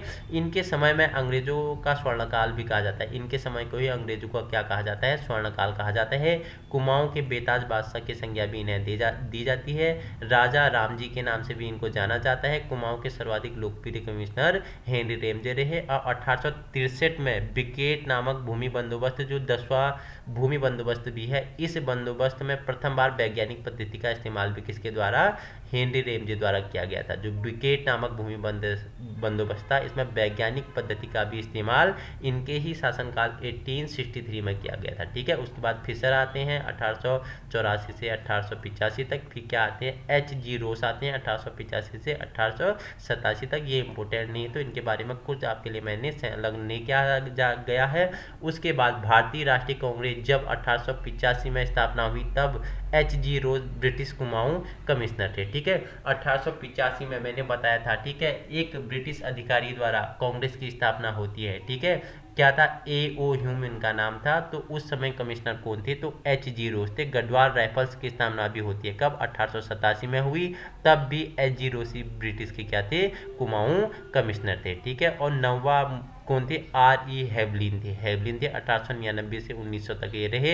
इनके समय कुछ मुख्य घटनाएं इस प्रकार हैं। ठीक है, 1899 से 19 तक दून में रेल का आगमन हुआ। ठीक है, 1901 में गढ़वाल यूनियन की स्थापना हुई। ठीक है, 1902 से 3 में नैनीताल जेल की स्थापना किसके कार्यकाल में हुई, तो R.E. हेवलिन की उसमें हुई थी। ठीक है, इसके बाद आते हैं AMW क्या आते हैं, शेक्सपियर आते हैं। तो 1903 से 1905 तक रहते हैं। ठीक है, इनके समय 1905 में उत्तराखंड के पहले गढ़वाली समाचार पत्र का प्रकाशन होता है। तो पहला गढ़वाली समाचार पत्र का नाम बताएंगे आप मुझे कमेंट में। ठीक है, कि क्या नाम है। ठीक है, J.M. कैंपबेल 1906 से 1913। ठीक है, इनके समय में मुख्य घटनाएं इस प्रकार हैं। 1906 में सबसे पुरानी जल विद्युत परियोजना ग्लोनी परियोजना का कार्य पूर्ण हुआ 1906 में और क्या हुआ है, मुस्लिम लीग की स्थापना होती है। ठीक है, 1905 बंगाल विभाजन। ठीक है, 1906 1907 क्यों इंपोर्टेंट है। ठीक है, 1908 में क्या हुआ, इनके समय काल में जोधपुर सिंह नेगी द्वारा कुली एजेंसी की स्थापना की गई 1909 में। ठीक है, कुमाऊं गवर्नमेंट गार्डन की स्थापना हुई 1909।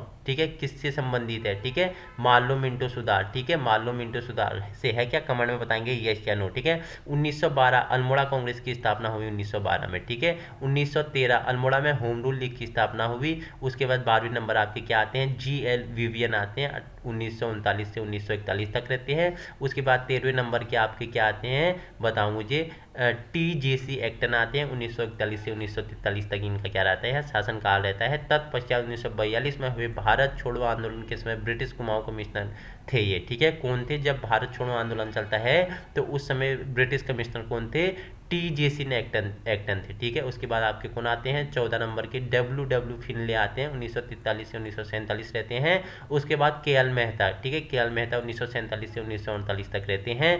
तत्पश्चात 1947 में भारत की स्वतंत्रता के बाद कुमाऊं के प्रथम भारतीय कमिश्नर कुमाऊं कमिश्नर को स्वतंत्रता प्राप्त हुई। और हमने पूरा क्या जाना, आज हमने पूरे हमारे प्राचीन इतिहास से लेकर मध्यकालीन इतिहास आधुनिक इतिहास के बारे में जाना। अब हिंदुस्तान तो आज़ाद हो गया था परंतु उत्तराखंड का अपना कोई नाम नहीं था, वह उत्तर प्रदेश राज्य के अंतर्गत ही आता था और पूर्ण उत्तर प्रदेश के नाम से जाना जाता था। ठीक है, अब पूरा क्या हो गया है, हिंदुस्तान क्या हो गया है, अंग्रेजों से मुक्त हो गया है। ठीक है, चंद कुमाऊं परमार हो गया, ठीक है, कार्तिकेय हो गई, गोरखा हो गई, ब्रिटिश हो गई, तिहारी रियासत हो गई। उसके बाद क्या हो गया, ब्रिटिश कमिश्नर आए। उसके बाद क्या होता है, पूरा भारत क्या हो जाता है, अब स्वतंत्र हो जाता है। स्वतंत्र होने के बाद क्या हो जाता है, उत्तराखंड का अपना कोई अस्तित्व नहीं था। ये किसके साथ था, उत्तर प्रदेश के साथ था। ठीक है, उत्तराखंड को एक अलग राज्य बनाने के लिए बहुत बार मांगें उठी और आंदोलन हुए। उत्तराखंड के कई लोग इसके लिए अपना बलिदान भी दिए और अब उत्तराखंड को एक अलग राज्य बनाने के इतिहास के बारे में हम चर्चा करेंगे। ठीक है, जैसे अब भारत स्वतंत्र हो गया, ठीक है, तो उत्तराखंड का कोई नाम ही नहीं है, उत्तर प्रदेश के अंतर्गत उत्तराखंड आता है। तो इसके लिए बार बार क्या आंदोलन हुए, मांगें उठी। तो अब हम चर्चा करते हैं उत्तराखंड पृथक राज्य आंदोलन के बारे में। ठीक है, उत्तराखंड पृथक राज्य के बारे में जानेंगे। तो आइए ये पूरा इतिहास देखो। अब आपके मस्तिष्क में क्या हो गया कि उत्तराखंड का इतिहास से लेके भारत का इतिहास भी बीच बीच में मैंने कनेक्ट करते हुए बताया है कि किस प्रकार कहाँ से स्थिति कहाँ तक चली गई। ठीक है, अब कहाँ तक चली गई कि भारत तो स्वतंत्र हो गया लेकिन उत्तराखंड अस्तित्व में नहीं है, उत्तर प्रदेश में ही उत्तराखंड आता था। ठीक है, जवाहरलाल नेहरू की अध्यक्षता में 1938 में कांग्रेस का विशेष अधिवेशन श्रीनगर में हुआ था। उस अधिवेशन में सबसे पहली बार गढ़वाल और कुमाऊं को जोड़कर एक अलग राज्य बनाने की बात की गई। ठीक है, 1938 में विशेष अधिवेशन होता है, किसकी अध्यक्षता में, पंडित जवाहरलाल नेहरू की अध्यक्षता में। और पहली बार गढ़वाल और कुमाऊं को जोड़कर एक अलग राज्य बनाने की क्या मांग होती है, मांग उठती है कि कि जो गढ़वाल और कुमाऊं को जोड़कर एक अलग राज्य बनाया जाए, जिसमें पूरमचंद्र जोशी द्वारा, जो उस समय भारतीय कम्युनिस्ट पार्टी के महासचिव थे, उन्होंने 1952 में भारत सरकार को उत्तराखंड को एक अलग राज्य बनाने की मांग लेकर ज्ञापन भेजा था। ठीक है, बाद में पंडित जवाहरलाल नेहरू ने वीरचंद गढ़वाली ने भी इस योजना का प्रारूप दिखाया गया था। फजल अली आयोग के द्वारा 1955 में एक अलग क्षेत्र और उत्तर प्रदेश का पुनर्गठन करने की बात रखी गई। इसको उत्तर प्रदेश के नेताओं ने खारिज कर दिया था। ठीक है, टिहरी रियासत के आखिरी राजा मानवेंद्र शाह ने भी 1957 में अपने स्तर से अलग राज्य बनाने के आंदोलन पर क्या कर दिया, आंदोलन आरंभ कर दिया। वहीं दयाकृष्ण पांडे और पर्वतीय राज्य परिषद का अध्यक्ष बनाया गया और गोविंद सिंह मेहरा को उपाध्यक्ष और नारायण दत्त को इसका महासचिव बनाया गया। और पर्वतीय राज्य परिषद की स्थापना रामनगर में 24-25 जून 1967 को पर्वतीय राज्य परिषद की स्थापना होती है। वहीं उत्तर प्रदेश की सरकार ने उसके पहाड़ी क्षेत्रों में विकास करने के लिए 1969 में पर्वतीय विकास परिषद का क्या किया, गठन किया। उसके पश्चात क्या होता है, भारतीय कम्युनिस्ट पार्टी के महासचिव पूरमचंद्र जोशी द्वारा कुमाऊं राष्ट्रीय मोर्चा की स्थापना 3 अक्टूबर 1870 को, ये याद रखना सारी डेट है। ठीक है, कुमाऊं राष्ट्रीय मोर्चा की स्थापना कब, 3 अक्टूबर 1970 को की गई और इसके साथ ही साथ उन्होंने अलग राज्य बनाने की मांग भी रखी। अब उत्तरांचल परिषद का नैनीताल में 1972 में गठन किया गया। इसके सदस्यों ने आंदोलन को आगे बढ़ाने के लिए दिल्ली में धरना दिया था। ठीक है, अब 1972 में क्या गया, उत्तरांचल परिषद का निर्माण कहाँ, नैनीताल में 1972 में किया गया और इस धरने को और प्रभावी बनाने के लिए दिल्ली में धरना दिया गया। ठीक है, प्रताप सिंह नेगी द्वारा बद्रीनाथ से दिल्ली तक की पैदल यात्रा करेगी। अब देखो प्रताप सिंह नेगी द्वारा, ठीक है, उत्तराखंड को एक अलग राज्य मांग के लिए दिल्ली तक इन्होंने क्या की, पैदल यात्रा की। इस यात्रा में उन्होंने दिल्ली चलो का नारा दिया। ठीक है, उत्तराखंड के संदर्भ में प्रताप सिंह नेगी क्या बोलते हैं, दिल्ली चलो करके नारा देते हैं। और यह यात्रा 1973 में तय की गई। यह यात्रा कब, 1973 में तय की गई। उत्तराखंड युवा परिषद की स्थापना कब होती है, 1976 में करेगी और इसी के सदस्यों ने 1978 में संसद का घेराव किया था। उत्तराखंड क्रांति दल यूकेडी की स्थापना 1979 में करेगी, 1979 में की गई और इसके सबसे पहले अध्यक्ष देवीदत्त पंत थे। ठीक है, 1979 में क्या की जाती है, यूकेडी की स्थापना की जाती है, जिसके प्रथम अध्यक्ष कौन थे, देवीदत्त पंत थे। पर्वतीय जन विकास समिति की मसूरी में 24 से 25 जुलाई 1979 में क्या होती है, इसकी स्थापना होती है। जैसे ही गढ़वाल और कुमाऊं तब उत्तर प्रदेश के ही भाग थे। अब उत्तराखंड क्रांति दल के पर्वतीय क्षेत्र में 8 जिलों को जोड़कर एक अलग राज्य बनाने की मांग रखी गई। यह मांग तेपन सिंह नेगी के नेतृत्व में की गई और इसी के साथ साथ इन्होंने दिल्ली में रैली भी की थी। बाद में उत्तराखंड क्रांति दल का विभाजन 1987 में हो जाता है और इसके नेता काशी सिंह एरी को बनाया जाता है। ठीक है, बाद में कब, 1987 में क्या हो जाता है, इसका विभाजन हो जाता है यूकेडी का और इसका नेता किसी काशी सिंह एरी को बनाया जाता है। उत्तराखंड क्रांति दल द्वारा 23 नवंबर 1987 को अलग राज्य बनाने के लिए दिल्ली में धरना दिया गया और हरिद्वार को उत्तराखंड में मिलाने के लिए राष्ट्रपति को ज्ञापन भेजा गया था। ठीक है, वहीं उत्तराखंड उत्थान परिषद, ठीक है, की स्थापना शोभन सिंह जीना द्वारा 1988 को की गई। पूछ लेगा कि उत्तराखंड उत्थान परिषद, ठीक है, उत्तराखंड डेवलपमेंट काउंसिल की स्थापना किसके द्वारा, शोभन सिंह जीना द्वारा 1988 को की गई। 1989 में उत्तरांचल संयुक्त संघर्ष समिति की भी स्थापना की गई। ठीक है, उत्तरांचल संयुक्त संघर्ष समिति 1989 में इसकी भी स्थापना की गई। द्वारिका प्रसाद उनियाल के नेतृत्व में 11 से 12 फरवरी 1989 को रैली भी की गई थी। गैरसैंण चमोली में 1992 में उत्तराखंड क्रांति दल का अधिवेशन होता है और इस अधिवेशन में गैरसैंण को राज्य की राजधानी के रूप में देखा जाता है। इसको उत्तराखंड के प्रथम ब्लूप्रिंट के रूप में भी जाना जाता है। ठीक है, जो गैरसैंण में चमोली में क्या होता है, 1992 में उत्तराखंड क्रांति दल का एक अधिवेशन होता है और इस अधिवेशन में गैरसैंण को राज्य की राजधानी के रूप में देखा जाता है। इसको उत्तराखंड के प्रथम ब्लूप्रिंट के रूप में भी देखा जाता है। उस समय उत्तर प्रदेश के मुख्यमंत्री मुलायम सिंह यादव ने 1993 में उत्तराखंड राज्य के लिए नगर विकास मंत्री रमाशंकर कौशिक के नेतृत्व में कैबिनेट समिति का गठन किया था। इस समिति में, जिसको कौशिक समिति भी कहा जाता है, मई 1994 में एक रिपोर्ट दी गई जिसमें गैरसैंण को राजधानी बनाने की बात की गई। 21 जून 1994 में कौशिक समिति ने इस बात को क्या कर लिया, मान लिया। इसके बाद क्या हो जाता है, तुरंत खटीमा कांड हो जाता है। जानते हैं खटीमा कांड क्या है। उत्तराखंड को अलग राज्य बनाने के लिए आंदोलनकारियों द्वारा 1 सितंबर 1994 को खटीमा उधम सिंह नगर में रैली चलाई जा रही थी। उस रैली में ऊपर पुलिस ने क्या गोलियां बरसा दी, जिसके कारण उस रैली में कई लोग शहीद हो गए और इसे खटीमा कांड के नाम से जाने लगा। ठीक है, उत्तराखंड एक अलग राज्य की मांग में सितंबर की बात है 1994 में खटीमा उधम सिंह नगर में एक रैली हो रही थी, क्या शांति से रैली हो रही थी, जिसमें पुलिस क्या कर देती है, अंधाधुंध फायरिंग कर देती है, जिसे खटीमा कांड कहते हैं। बहुत सारे इसमें क्या हो गए, शहीद हो गए। उसके बाद मसूरी कांड भी होता है। ठीक है, उत्तराखंड राज्य को अलग राज्य बनाने के लिए कितने कांड हुए, फिर मसूरी कांड होता है। इसके अगले ही दिन, ठीक है, 1 सितंबर 1994 को क्या खटीमा कांड होता है, तो 2 सितंबर 1994 को मसूरी कांड होता है। ठीक है, देखो खटीमा कांड के विरोध प्रदर्शन मसूरी के झूला घर में ही हो रहा था। उन विरोध कर रहे आंदोलनकारियों पर पुलिस ने गोलियां बरसा दी थी और जिसमें हंसा धनाई और बेलामती चौहान नामक दो क्या महिलाएं इनमें शहीद हो गई। ठीक है, देखो मसूरी कांड में 2 महिलाएं शहीद हुई, हंसा धनाई और बेलामती चौहान क्या हो गई, मसूरी कांड में शहीद हो गई। किसका विरोध कर रहे थे, खटीमा कांड का विरोध करते हुए रैली निकाल रही। तो यहाँ भी क्या कर दिया, पुलिस वालों ने अंधाधुंध फायरिंग कर दी। इसमें एक पुलिस अधिकारी उमाकांत त्रिपाठी की भी मृत्यु हुई और एक पुलिस अधिकारी जिसका नाम क्या था, उमाकांत त्रिपाठी थी, इसकी भी क्या होगी, मृत्यु होगी, जिस कारण इसे मसूरी कांड के नाम से जाना जाता है। उसके बाद रामपुर तिराहा कांड की भयंकर आपके लिए इंपॉर्टेंट है। ठीक है, कि देखो 2 अक्टूबर 1994 कुछ आंदोलनकारियों ने दिल्ली में होने वाली रैली में भाग लेने के लिए जा रहे थे। रास्ते में पुलिस के द्वारा रामपुर तिराहा मुजफ्फरनगर में आंदोलनकारियों को पकड़ लिया गया। ठीक है, दिल्ली में जो क्या हो रहा था, उत्तराखंड राज्य को अलग राज्य बनाने की मांग चल रही थी, वहां जो क्या हो रही थी, रैली हो रही थी। तो कुछ जो क्या थी, आंदोलनकारी थे, 2 अक्टूबर 1994 को जा रहे थे, तो इन्हें कहा रामपुर तिराहा मुजफ्फरनगर में पकड़ लिया जाता है। आंदोलनकारियों के साथ पुलिस ने बहुत ही बुरा व्यवहार किया, उनको बसों के नीचे उतारा गया और महिलाओं के साथ भी पुलिस ने अभद्र व्यवहार किए थे। आंदोलनकारियों पर गोलियां चलाई गई जिसमें कई लोगों ने अपने प्राण गंवाए थे और इसको ही रामपुर तिराहा कांड के नाम से जाना जाता है। ठीक है, देखो तो आंदोलन करने के लिए दिल्ली जा रहे थे तो रामपुर के तिराहा मुजफ्फरनगर में पकड़ लिया गया और पुलिस वालों ने इनके साथ अभद्र व्यवहार किया महिलाओं के साथ और बसों के सामने इन आंदोलनकारियों को उतार दिया गया और कईयों के यहाँ पे प्राण चले गए।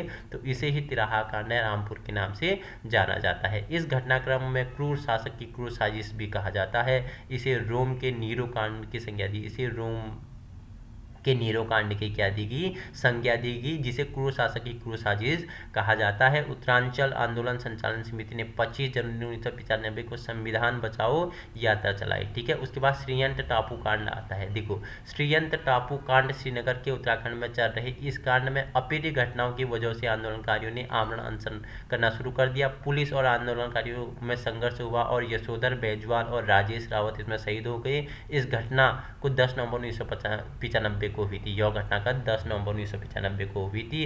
अंततः 15 अगस्त 1996 में, ठीक है, उस समय के प्रधानमंत्री HD देवगौड़ा ने उत्तराखंड को एक अलग राज्य बनाने की घोषणा दिल्ली के लाल किले से कर दी। ठीक है, 15 अगस्त 1946 का वो दिन आ गया जब हमारे आंदोलनकारियों ने खटीमा कांड, मसूरी कांड, श्रीयंत्र कांड हो गया, ठीक है, रामपुर तिराहा कांड में जिन्होंने बलिदान दिया था उनका बलिदान अब क्या होता है, सफलतापूर्वक क्या हो जाता है, सक्सेस हो जाता है। और 15 अगस्त 1996 को, ठीक है, प्रधानमंत्री कौन थे, HD देवगौड़ा उत्तराखंड को एक अलग राज्य बनाने की घोषणा कहाँ से, दिल्ली के लाल किला से कर देते हैं। लोकसभा में उत्तर प्रदेश पुनर्गठन विधेयक को 27 जुलाई 2000 को पेश कर दिया जाता है और 1 अगस्त 2000 को लोकसभा द्वारा इसे विधेयक को पास कर दिया जाता है।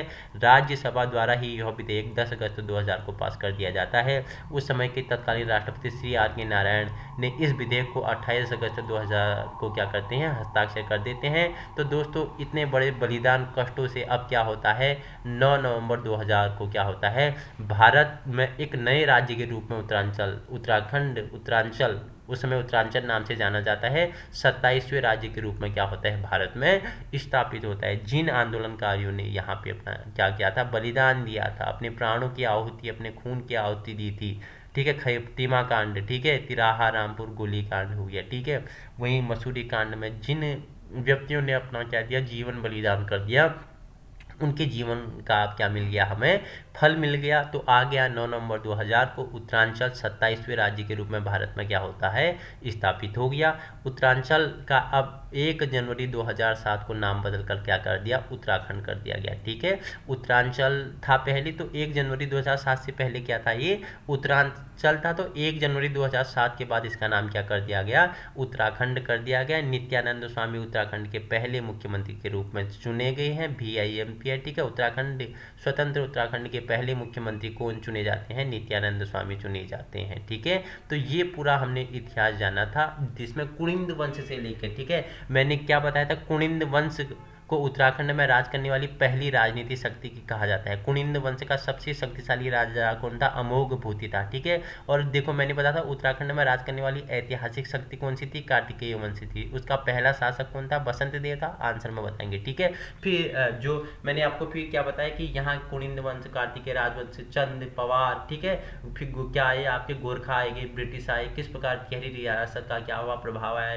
टिहरी रियासत की स्थापना होती है। ठीक है, तो टिहरी रियासत का प्रथम राजा कौन था, तो सुदर्शन शाह परमार वंश के 55वें, और टिहरी रियासत का पहला शासक मैंने बताया था। वहीं कचूरी राजवंश का प्रथम राजा मैंने आपको कौन बताया था, बसंत देव। परंतु प्राचीन काल में लोगों का कहना था कि इस वंश के संस्थापक कौन थे, वासुदेव थे। ठीक है, उत्तराखंड की स्थापना कब हुई, तो बताया 9 नवंबर 2000 को भारत में उत्तरांचल नाम से 27वें राज्य के रूप में उत्तरांचल राज्य की स्थापना होती है। उत्तराखंड का शाब्दिक अर्थ क्या है, ठीक है, उत्तराखंड का शाब्दिक अर्थ क्या है, तो उत्तराखंड का सबसे ज़्यादा उल्लेख हमें ऋग्वेद में मिलता है। ठीक है, तो इसे वहाँ क्या कहा गया, देवभूमि व मनुष्यों की पूर्ण भूमि कहा गया है। इस प्रकार आपका इतिहास क्या होता है, इति सिद्धम। हमने सारे इतिहास, उत्तराखंड का इतिहास के बारे में जाना। उत्तराखंड के उद्भव से ही लेके उत्तराखंड उत्तरांचल राज्य के निर्माण तक की सारी जितने भी महत्वपूर्ण चर्चाएं परिचर्चाएं थी उसके बारे में हमने परिचर्चा की है। सभी उत्तराखंड की परीक्षाओं की दृष्टि से उत्तराखंड का इतिहास, ठीक है, उत्तराखंड का इतिहास 4 भागों में हमने क्या कर लिया, कंप्लीट कर लिया है। अब हम इससे MCQ लगाएंगे, इससे 1 लाइन वाले आपके लिए क्या लगाएंगे, प्रश्न लगाएंगे जो इम्पोर्टेंट होगा। ठीक है, इन 4 वीडियो को देख के आप परीक्षाओं में जाओगे तो आपका पूरा बेस से लेके आपका क्या बन जाएगा, उत्तराखंड की समझ बन जाएगी, और परीक्षा में कहीं ना कहीं आप अच्छे अंकों के साथ उत्तीर्ण होगे और अपने भविष्य का एक स्वर्णिम भविष्य का क्या करोगे, निर्माण करोगे। इसी प्रकार के वीडियो पाने के लिए आप अपने YouTube चैनल बिहेवियर एजुकेशन उपकार की क्लास को क्या कर सकते हो, संलग्न कर सकते हो। हमारा उद्देश्य क्या है, आप सभी को व्यवहारिक शिक्षा प्रदान करना और आगामी परीक्षाओं में क्या करना, एक मजबूत स्तंभ के रूप में सशक्त बनाना हमारा उद्देश्य है। ठीक है, इसी प्रकार के वीडियो पाने के लिए आप अपने YouTube चैनल के साथ जुड़ सकते हो, वीडियो को क्या कर सकते हो, लाइक कर सकते हो, अधिक से अधिक लोगों को मिले, अधिक से अधिक लोगों की क्या हो, हेल्प हो। ठीक है, अधिक से अधिक क्या करें, एक अच्छा रिवीजन करें, तो उन तक वीडियो को साझा कर सकते हो, शेयर कर सकते हो, लाइक कर सकते हो, सब्सक्राइब कर सकते हो। वीडियो पसंद आए तो आप अपने YouTube चैनल के साथ बन सकते हो, जिसके PDF भी आपको मैं प्रोवाइड कर दूंगा। Thank you so much for watching.